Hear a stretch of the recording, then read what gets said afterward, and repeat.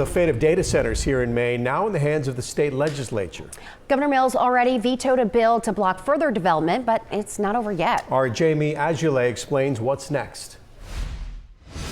Plans to turn this old paper mill in Jay into a data center are on hold as a moratorium that would block projects like this is still up for debate until veto day on Wednesday. Governor Janet Mills vetoed what would have been a first-in-the-nation temporary ban on data centers, partly because the bill did not include an exemption for the Jay Center. Now state lawmakers will vote to uphold or override her decision. You never make an assumption in the legislature. As I tell people, and I've told Shiloh, the town manager here in Jay, is that you see the light at the end of the tunnel, but you don't know, is it the light or is it engine number 99? That's Tom Saviello, a Franklin County Commissioner, former state senator and mill worker, and a staunch supporter of the 550,000 square foot data center. It's what we need in Franklin County, and we need on every brownfield site we have in the state of Maine. He lives in Wilton and saw firsthand the impact the closure of the paper mill had.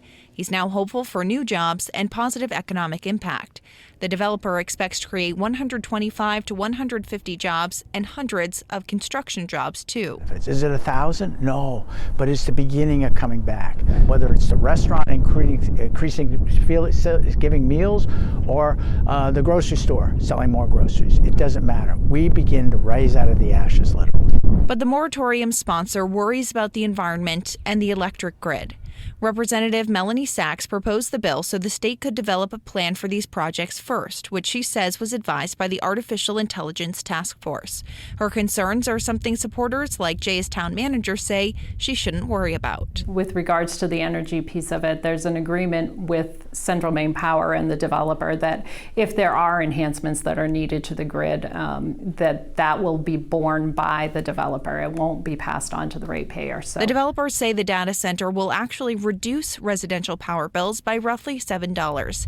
Still, Representative Sachs said the governor's veto was simply the wrong decision. This Jay data center, not the only thing up for debate. Lawmakers are also expected to discuss the governor's veto on a bill that would automatically seal certain court records. Reporting in Jay, I'm Jamie Azoulay, Maine's Total Coverage.